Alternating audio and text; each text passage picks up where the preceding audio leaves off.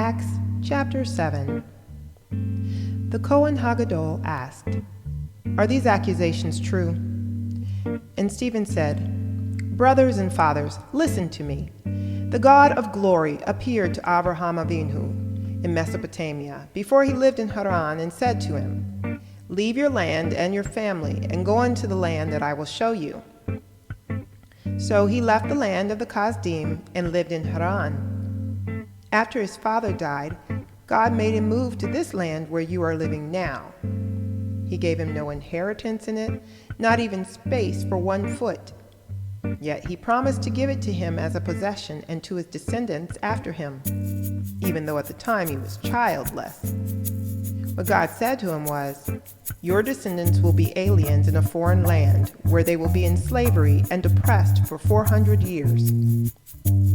But I will judge the nation that enslaves them,' God said, 'and afterwards they will leave and worship me in this place.' And he gave him Brit Milah. So he became the father of Yitzhak and did his Brit Milah on the 8th day. And Yitzhak became the father of Yaakov, and Yaakov became the father of the 12 patriarchs. Now, the patriarchs grew jealous of Joseph and sold him into slavery in Egypt. But Yehovah was with him.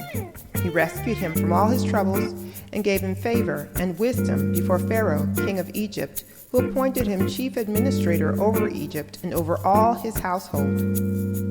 Now there came a famine that caused much suffering throughout Egypt and Canaan.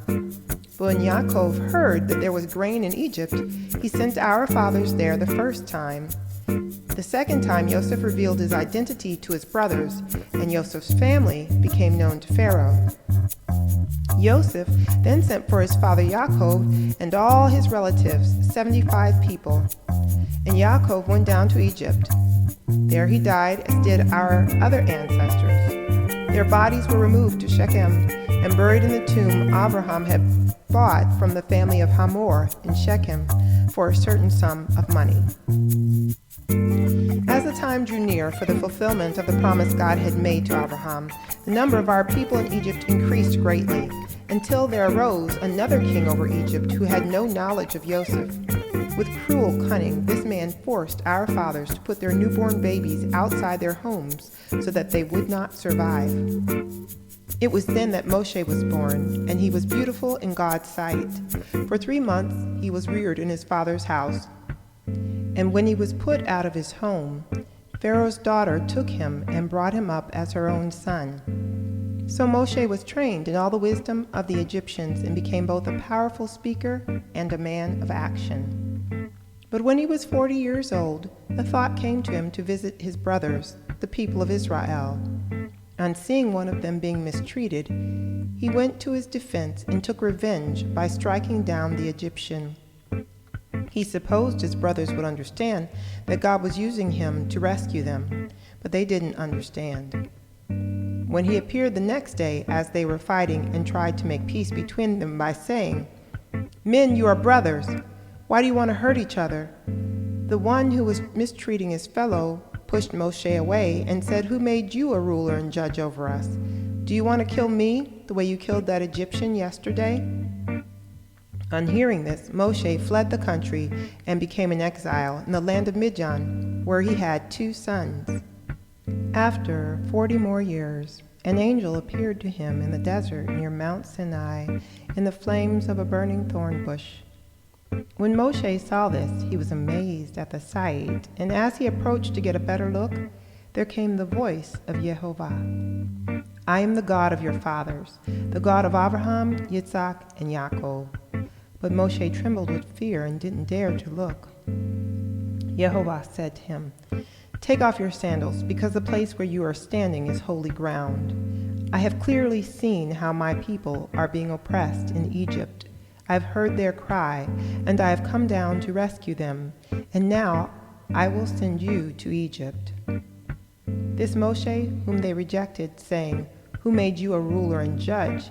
is the very one whom God sent as both ruler and ransomer by means of the angel that appeared to him in the thorn bush.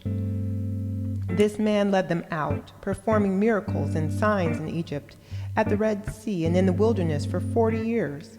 This is the Moshe who said to the people of Israel, God will raise up a prophet like me from among your brothers. This is the man who was in the assembly in the wilderness, accompanied by the angel that had spoken to him at Mount Sinai, and by our fathers, the man who was given living words to pass on to us. But our fathers did not want to obey him. On the contrary, they rejected him and in their hearts turned to Egypt, saying to Aharon, Make us some gods to lead us, because this Moshe, who led us out of Egypt, we don't know what has become of him. That was when they made an idol in the shape of a calf and offered a sacrifice to it and held a celebration in honor of what they had made with their own hands. So God turned away from them and gave them over to worship the stars, as has been written in the book of the prophets. People of Israel, it was not to me that you offered slaughtered animals and sacrifices for 40 years in the wilderness. No, you carried the tent of Molech and the star of your god Rephan, the idols you made so that you could worship them. Therefore, I will send you into exile beyond Babel. Our fathers had the tent of witness in the wilderness. It had been made just as God, who spoke to Moshe, had ordered it made, according to the pattern Moshe had seen. Later on, our fathers who had received it brought it in with Yehoshua when they took the land away from the nations that God drove out before them. So it was until the days of David. He enjoyed God's favor and asked if he might provide a dwelling place for the God of Yaakov, and Shlomo did build him a house. But Ha-Elyon does not live in places made by hand. As the prophet says, Heaven is my throne, says Yehovah, and the earth is my footstool. What kind of house could you build for me? What kind of place could you devise for my rest? Didn't I myself make all these things? Stiff-necked people with uncircumcised hearts and ears, you continually oppose the Ruach HaKodesh. You do the same things your fathers did. Which of the prophets did your fathers not persecute?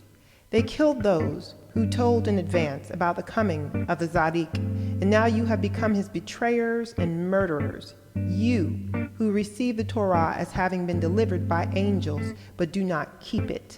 On hearing these things, they were cut to their hearts and ground their teeth at him. But he, full of the Ruach HaKodesh, looked up to heaven and saw God's Shekinah, with Yeshua standing at the right hand of God. Look, he exclaimed, I see heaven opened, and the Son of Man standing at the right hand of God. At this, they began yelling at the top of their voices so that they wouldn't have to hear him. And with one accord they rushed at him, threw him outside the city, and began stoning him.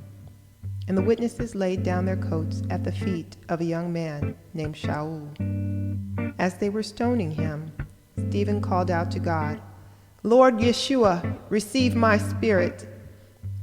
Then he kneeled down and shouted out, Lord, don't hold this sin against them.